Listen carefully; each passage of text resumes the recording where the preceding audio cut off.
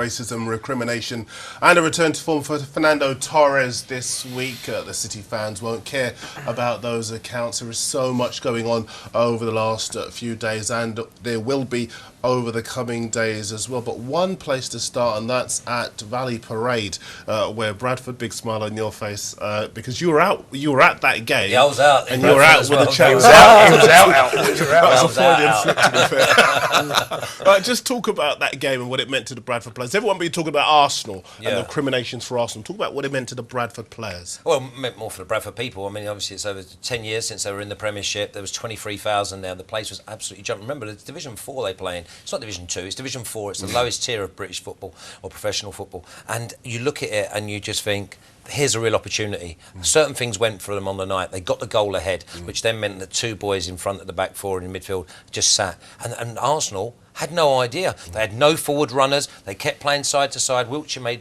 he was like a complete crab.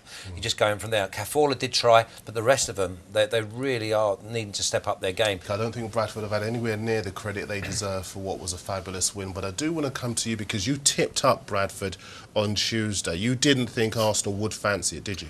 Well, I mean, I thought that tipped up Bradford to win on penalties if it went that far. I mean, I didn't think Bradford would win it in 90 minutes. I thought if it went to a penalty shootout, as we saw from the betting on it, it was a pick-em game. What was the betting? What was the betting? Well, Bradford were big outsiders, but when he got to the penalty shootout, the bookies couldn't split them. You know, they were paying massive respect to Bradford for that fact they went to a penalty shootout and they would want that record going into it, which is so unusual. I mean, you would always have a Premier League side being very, very short price favourites, despite it being a toss of a coin. I think for me it was a team selection. This was an old school cup shot, Darren. This was back to the 20th century. For a top tier team playing a full strength side, losing to a fourth tier team, shocking stuff. For me, the worst result in the Arsene Wenger era, and just as big a shock as the Wrexham one in 1992. Let's have a look through the papers and see what's being said today on Planet Football. We'll start with The Sun because there is a battle for the services of the young Liverpool winger Raheem Sterling. So Alex swearing up to Arsene Wenger for his services. I think he's going to be staying at Liverpool myself. Yeah, let's have a look, however, at the Premier League fixtures for today. It's a real crackers, as I was saying before. City leading at Newcastle, but Newcastle staging a real fight back. That goal courtesy of Demba Ba, who's had a fabulous season so far. His 11th strike of the season after goals from Sergio Aguero and Javi Garcia to put City ahead. That game not over by a long shot, around about 19 minutes to go there. Then Liverpool face Aston Villa. Manchester United got a great record against Sunderland. They host Martin O'Neill's men in the 3 p.m. kickoffs. Chris Hughton's men, their unbeaten run come to an end in the Capital One Cup in midweek. They're going to get that back up and running at home to Wigan, hopefully. QPR need that first win of the season. They host Fulham, and Stoke play Everton as well.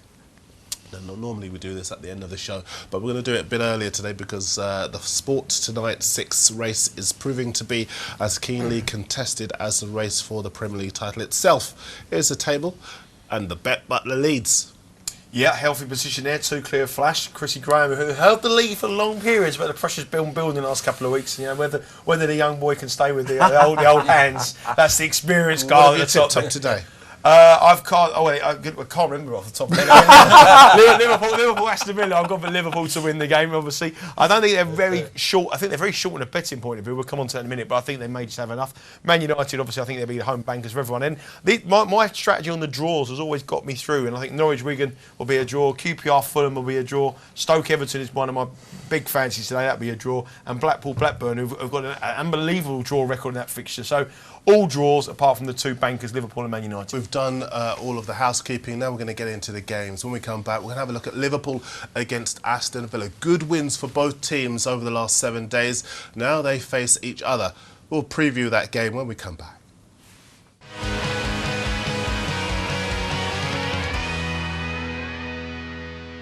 Welcome back to Saturday Live. Now, it was a rocky old start for Brendan Rodgers at the beginning of this season, but he's steadied the ship and they've now lost just one of their last 11 Premier League games. So he's in a good position to talk about the job that Paul Lambert has done at Aston Villa. Now, Lambert, great win in midweek, and he's trying to build on that. Here's what Rodgers has had to say about Lambert and the start that he's had so far. But it's never easy in those first 6 months. whatever club you're going into, especially if you're looking to make change and you're looking to establish a culture which you want to put in place, that always takes time. But I think you see now in his team, he's given young players the opportunity, and what you'll get from Aston Villa always is that energy and commitment. So they've done well. They've changed the formation in the last few weeks as well, and that's made them that wee bit more solid. But one thing for sure, we know it'll be a tough game for us, and the longer Paul is there, the more he'll be able to implement his ideas and his way of working, and for sure you'll see Aston Villa grow over the next couple of seasons. You look at the players Liverpool have got, they're still a top side. Traditionally in the history it's got, and the players that have played there through probably past and present, there's been some unbelievable players there. So regardless what happened to us the other night, Tuesday getting through, this was always going to be really tough, Liverpool at Anfield. But it's a game where we're certainly going to go and try and win it, because we're playing well enough to do it.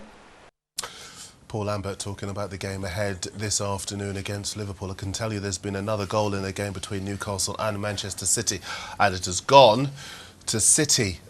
Yaya Toure scoring for them his fourth lead goal of the season. They've got 12 minutes to go in that game, but it looks pretty much wrapped up for the team, bidding to go within 3 points of Manchester United. Roberto Mancini's men getting back on the bike after losing to the Reds last weekend. Now let's have a look at the two teams going to play at Anfield this afternoon. Flash. First of all, I think we look at Liverpool and we say that he's looking probably for John Joe Shelvey to lead the line a lot like he did last week. I think Suarez will probably play it in the hole, and they'll mix it up. Lucas Leiva and Allen will be the ones that sit, and it'll be up to Gerrard to get the ball wide to likes of Sterling. I think he's got quite a settled back four now in Johnson, Skirtle, Agger and Downing not Enrique. Enrique loses his way a little bit. Go to Aston Villa, and it's all about how hard they work as a unit. Brett Holman will be the main boy to get up and support Benteke. Ashley Westwood obviously come from Crewe. They're saying it's the next Paul Scholes. Bit early for that, but he's certainly got the potential. I just think Liverpool are a little bit too short for a betting purpose. I think they'll probably win it, but I certainly wouldn't be rushing down to the betting shop to back Liverpool at 2-5. Really? I mean, no, Darren. I mean, this is the kind of fixture that they've come a cropper in so many times at 2-5. I mean, it was 1-1 last season. Villa 15-2. You know, I think Liverpool will win the game, but for a betting proposition, no way. I put them in the Super Six. I don't have to put £1 on it. If I had to put physical or some money on it at 2-5, I would not be risking not even your millions. I saw Liverpool play last weekend away to West Ham without Suarez. Really inspirational performance by the team. Suarez back in. He's rested. Do you not think they were lucky? He's in form. No, I don't. I think. Do you think they would have won the game if Diarmi hadn't gone off? Yes, I do. You think they would have won it even if Diarmi hadn't gone off? Yes, I do, because they were getting back into the game by that No, they stage. were completely dominated, Darren. Were you at the game? Yeah, I watched every second of the game. I've watched it twice. Were you at the game? No, but it doesn't I matter. was Being at at the the game. game. He was at Exactly. the game. Yeah, I you must can have had your tell you. blinkers on. Not at West all. Ham completely bossed them. Just a wee word in Liverpool. Quiet progress, you'd have to say. Just one defeat in their last 11. They are making progress. It's slow pace, but they're definitely getting there. And a nice wee quirk about this fixture. This is the fourth consecutive time these sides have met at Anfield, where there's been a different manager in each dugout both times. Benitez against O'Neill. Then the season after that it was Roy Hodgson against Gerard Houllier. Then it was Dalglish against McLeish last year. And then this year it's Rodgers against Lambert. Ever evolving managers in this fixture. One other thing. That's not even stat of the day. You wait till you get to the stat of the day. Stephen Gerrard's got a great record against Aston Villa. Yeah. You picked this stat out for us.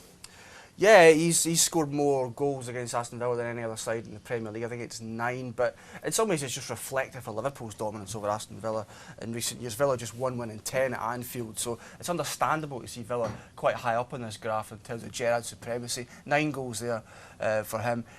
Take us through these two teams. Okay, I think the game will settle down, and it'll come down to how well Nzonzi and Everton work backwards. How much will they be able to give them a safeguard and spot strengths of Everton? Everton obviously going to have Baines and Pienaar down the left. They're going to have Naismith and Seamus Coleman coming from right back. I think that Everton match Stoke. And I would even go as far as saying Stoke are probably a mini Everton, probably a couple of notches below them. So I fancy the master will beat the pupil today, and Everton near enough at full strength, Fellaini's in there, Yelovich is in there. They've got plenty guns and they can withstand. Big one for Stoke is no Crouch. They've gone for Kenwyne Jones. Gives you a little bit mobility, but with Kenwyne, he can go missing. So just to confirm, you Everton think win 2-0. Everton win 2-0. I don't think Everton win 2-0. I don't think Everton score 2 goals. I mean, Stoke are so solid at the back. They've only conceded 2 goals all season at home. I think, again, we've seen some very, very tricky fixtures lists here. I can't believe that Everton are the price they are. They're 6-4 to win the game, 15-8 Stoke.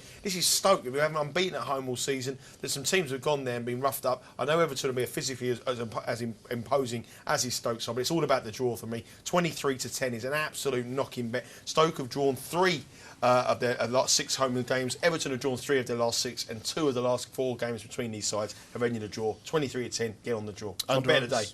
Whenever you play Stoke, whenever it's Stoke involved, you just go under, just blindly, whoever they play. But the bookies aren't taking any chances whatsoever. 8-13 now, but even at 8-13, that looks a little bit of value to me. I've got to beat under 2.5 goals. I'm going to go for a 1-1 draw. I think 8-13 is a great bet. Under 1.5, 2-1, that looks big. I think it should be the other way around. Yeah, I think it possibly should be. Chris? Yeah, well, I just think Stoke deserve a bit of respect here. They really do, and we've got a graphic coming up in a bit which just illustrates how wonderful the defence has been this season. In terms of the teams in the top flights throughout Europe this season, they're right up there. Like they've only conceded, there we go, they've only conceded 12 goals this season. So this is, the top 5 best defences, top flight defences in Europe. Just 12 goals conceded. Absolutely phenomenal work for a team that were in the Championship just 4 years ago. Like Nigel says, they've only conceded 2 at home this season, which is better than any other side in England. Phenomenal stuff. They're unbeaten in 6 at the moment. They're unbeaten at 14 at home. They've not lost at home for 314 days. The best run since 1974. Flash, give them some respect, please. I've given them plenty of respect. I'm saying Everton have only scored 2. You have had a few this week with Bradford. I think he's still celebrating 2-0 Everton. I think he's celebrating Let's still. have a look at some fixtures in the Championship this afternoon. Promises to be a big day in that division. Yeah, there's a few that jump out. Yeah, Millwall, obviously, against Leicester. Just to let you know that Hull continued their great run. Good win for great Steve run. Bruce's I mean, side, yeah, they absolutely. were in the top 6. They were 4th this morning. Just takes them a little bit closer to the top 2. Huddersfield, obviously, mid-table. But there's a lot of tough games. Blackpool, obviously, we've said already. They're playing Blackburn. Probably the game of the day. Yeah, but this is the thing with this league. Every single fixture is just an absolute gem. I mean, you look at the bottom one. The bottom one of the day, absolutely. 5:20 kickoff. It's a South Yorkshire derby. Barnsley at Sheffield Wednesday. Barnsley are 3rd from bottom. Sheffield Wednesday are 2nd from bottom. And a lot of people are shouting for David Jones' head. And you've also got top v bottom, Cardiff against Peterborough. Yeah. And even at 1-3, you wouldn't be rushing back Cardiff in this league. Now you know what happens at this point. Go and get yourselves a cup of tea. The chaps are going to take their places, and we're going to look at the real heroes of the show, the Google Hangout watchers, all of whom are primed and ready to bring you details of the remaining 5 matches in the Premier League. We'll see you very shortly here on Saturday Live.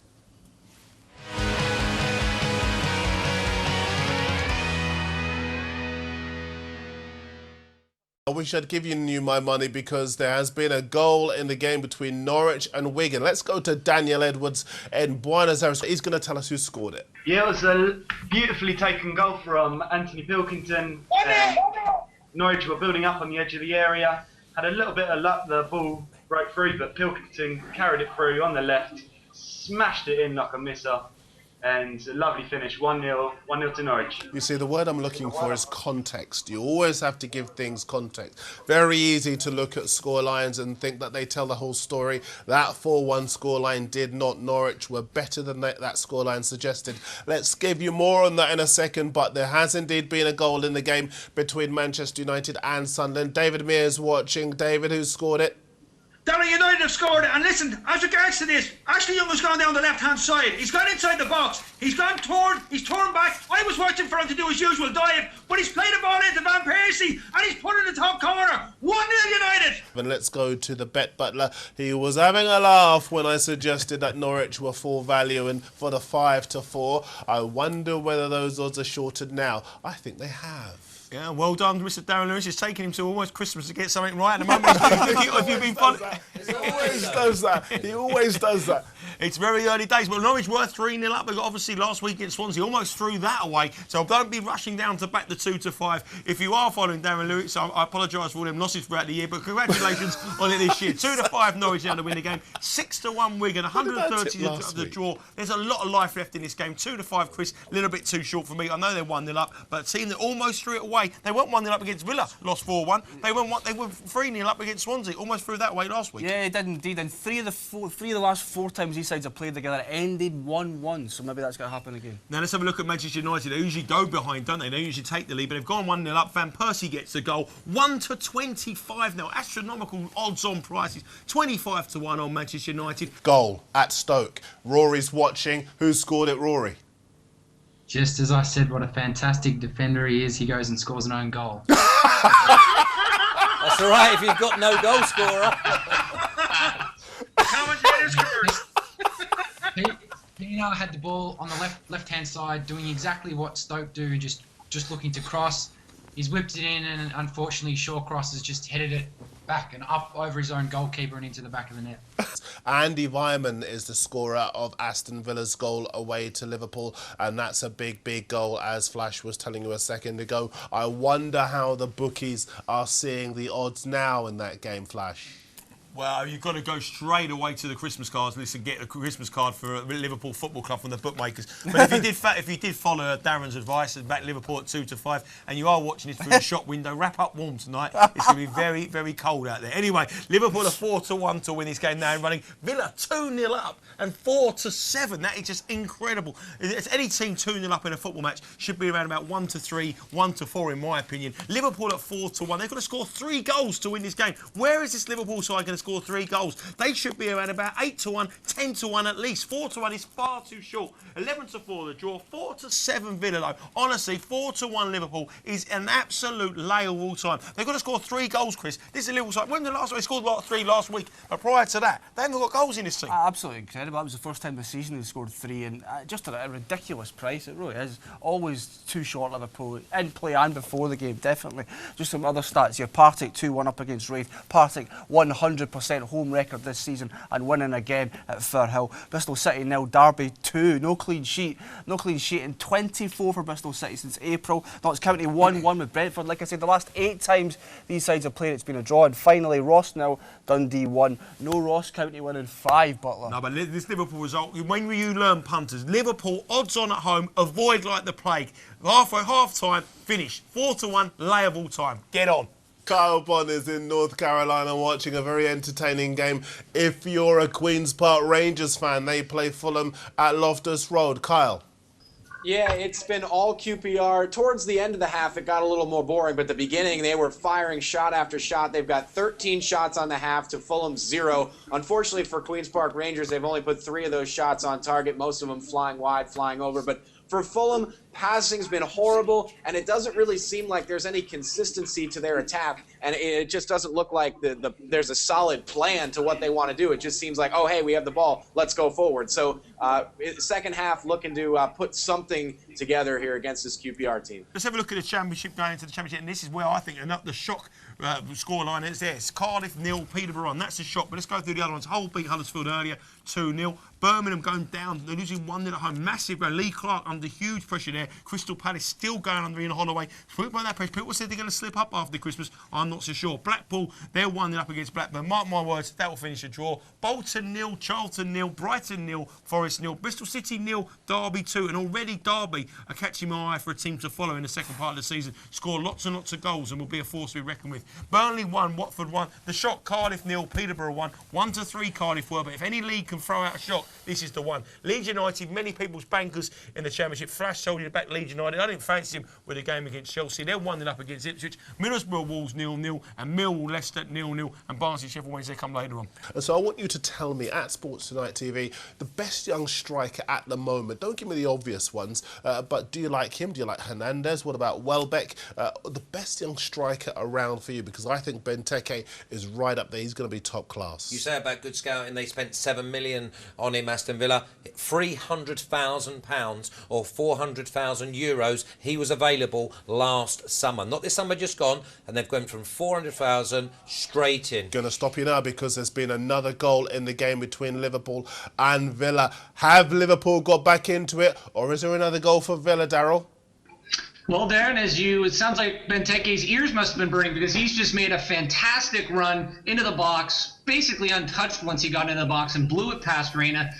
It is, going to be a tough day at Anfield now, but it is now 3-0 Villa. What an awesome footballer Christian Benteke is. I was talking to Paul Lambert about him in midweek. He was saying that he's not surprised that he's adapted so well to the English Barclays Premier League, because he's held his own in a wonderful Belgium side, and now he is carrying that Aston Villa side on his back. 3-0 to Aston Villa. That scoreline really does shock me, because I think there was a degree of confidence about Liverpool after that win at West Ham. Yeah, they flattered to deceive last week. I tried to tell you that they were so flattered by that. But do you think that's a shock? Let's go to the Cardiff City Stadium. Bottom place, Peterborough, going 1-0 up. Massive shock. The butler told you 1-3 about Cardiff. No good. Adel Tarab scores it.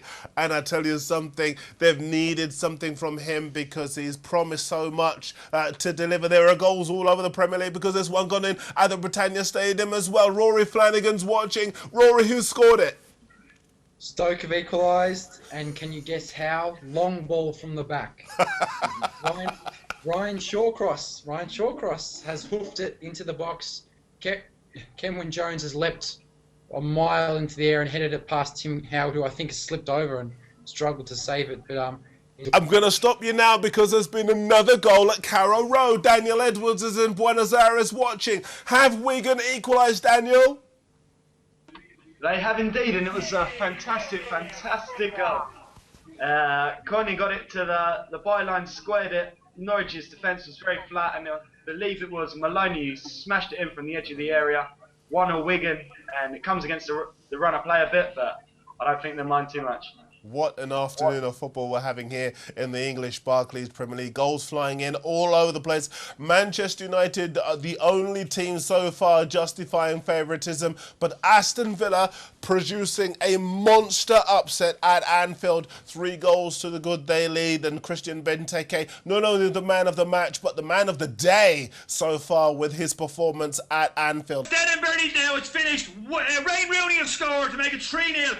Young went down the left-hand side, inside the box, pulled it across the face of the goal, and Rooney came in. Darren, seriously, Sunderland have got nothing at all to offer. They're in huge trouble. There has been another goal, this time at Carrow Road, between Norwich and Wigan. Daniel Edwards is watching. Which way has it gone, Daniel?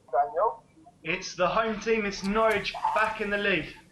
A lovely header from Houlihan, who was a doubt before kick-off, but he played really well here and rose above the defence and headed it straight in. Lovely goal, and 2-1 to Norwich. Daniel, you say that Wes Houlihan's rose above the defence. Wes Houlihan's 5'4". Who was marking him? Jimmy Cranky? It was two people on him as well. It was absolutely disgraceful marking. He had 2 on him. He's 5'4", and he's somehow beaten him. That's unbelievable. Roberto Martinez is gonna have words with his defence after this. I think that might well be the case. Wes Houlihan, remember, he scored a new he signed a new contract. I was telling you at the start of the programme, Norwich announced today that he signed a new deal. He's now scored the goal with they lead at home to Wigan. I can tell you as well, while you were talking to us, Daniel, it's getting really competitive here in the studio because the chaps all are willing Wigan on, and I think Norwich are going to win this match, so I'm desperate for Norwich to win. Let's go to the Bet Butler and Chris Graham. They'll update you on the in-play odds. Party poppers are off. Celebration time. Daz has tipped the winner. Hey. Who'd have believed that? Who could have believed it? Christmas is coming early. That's anything can happen in 20 minutes. Unbelievable. But Norwich, let's have a look at the prices. We did say low before the game. You would have hopefully got out with my opinion there. But 1-4 back now, Norwich. I still think there's goals in this game. I certainly wouldn't be rushing to 1-4 Norwich. 7-2 to draw. 16-1 Wigan. Wigan have become the over kings in their games. Doesn't matter where they play. They like to get always involved in goals. They concede far too many. 16-1 Wigan to come back now. 7-2 to draw, but 1-4 Norwich. Because it's been a big goal as well. Carl Boone's watching. Carl, who scored it? Mladen Petric. Substitutes continue to do work for Fulham at the end of games, and it is now 2-1. Can Fulham deny QPR their first win of the season? We'll have to see. It is a heck of a strike from outside the box in the center left area and into the right-hand corner past Robert Green. He had no chance. There have been goals in every game so far in what has been the most exciting weekend of the Premier League so far this season. Harry Redknapp's QPR side have grabbed their first win of the season, but what an upset at Anfield as struggling Aston Villa produce a thumping 3-1 victory over Brendan Rodgers and his men. Manchester United win easily to slaughter Sunderland. Norwich continue their wonderful run under Chris Hughton to win by 2-1 over Wigan, and Stoke one apiece with Everton. That's now 8 of their last 11 games that Everton have drawn, and 15 games that Stoke are undefeated at the Britannia Stadium. Just time then to take you through our full list of all of the scores from today's action, and confirmation at the top of this graphic that Newcastle have beaten Manchester City have beaten Newcastle by 3-1. Liverpool 3-1 defeated by Aston Villa. A scoreline as a Liverpool fan that for me is very hard to take, I have to say, because I really did think that they would win today. Manchester United have beaten Sunderland by 3-1. Norwich 2, Wigan 1, QPR 2, Fulham 1, and Stoke 1, Everton 1. Darryl's in Toronto. The game was at Anfield. Darryl. Yeah, Darren, as a Liverpool fan myself, very frustrating game to watch. Liverpool, it was a typical Liverpool game. Dominating possession, but no finish. I just looked at a stat here. They had 17 goal attempts to 6 for Aston Villa, but Villa made theirs count. But little thing, in those 17 attempts, you probably only had 1 or 2 quality chances. But, like I said, I'm no sour grapes here. All the credit goes to Villa. Christian Benteke was unbelievable today. When you see the highlights of his pass for the second goal for Wyman, it is a cheeky little back heel. Top marks for that. Now let's take you through the Barclays Premier League table because it makes very interesting viewing indeed. United gone 6 points clear again at the top despite victory, an impressive victory for City at Newcastle. Chelsea are at the Club World Cup. They play tomorrow against Corinthians in the morning. Everton have blown the chance to go level on points with them. Spurs have got a great chance at home to Swansea tomorrow to go level on points with third place Chelsea and depose Everton from fourth place. But flash look at Norwich going above Arsenal, and this would represent their top flight record of home wins in a row from September to October 1977. Yeah, and congratulations to them, because the likes of Norwich and the likes of West Brom and maybe even Swansea in that top half, you've got to get your points on the board early, and then you can sort of just play with a bit of freedom and a bit of expansion. Long way to go. Arsenal, obviously, I expect to win on Monday night. They'll then go level with Everton. It all starts to close up. It is a 2-2 race. I don't care what anyone else says, but Chelsea's game in hand today would have been against Southampton. You would have said Chelsea would beat Southampton, obviously at home, so it takes them to 32. They're still 10 behind. League 2, go through the fixtures here. Exeter drew 1-1 in a local derby. Been a few bookings, and there was a sending off there in that game. No love lost between those two. Morecambe, they drew 1-1 with Oxford. Accrington Stanley went down 2-0 at home to Wickham. Big result there. AFC Wimbledon in a bit of trouble. AFC Wimbledon there. They went down 1-0 at home to Rotherham. Aldershot, incredibly, scoring 4 goals at home. Only managed 2 all season. They win 4-2 at home to Rochdale. Cheltenham drew 1-1 with Port Vale. Chesterfield drew 1-1 with Burton. Dagenham and Redbridge, a little bit of a derby, local derby. They won 1-0 against Barnet, which means Chrissy Graham's bet on Barnet not to go down is still on. Gillingham 2-2. Bit of a fight back there. Shown a lot of spirit there, Martin Anside. 2-0 down, come back to draw 2-2. Southend drew 2-2. They come back from 2-0 down against the heroes of last week, Bradford. Torquay drew 1-1 with Northampton. And York, they won 4-1 against Bristol Rovers. But lots and lots of draws there. 1, 2, 3, 4, 4, 5, I think 7 draws, incredible amount of draws. And on the betting, Gillingham still remain favourites despite being held to a home draw against Fleetwood. Absolutely. One quick stat for me, Exeter struggling at home this season, 22 points away from home, just 12 at home, and a 1-1 draw at home to Plymouth today, another disappointing result. Let's get all of the betting and statistical analysis from the best in the business, Chris Graham and the Bet Butler.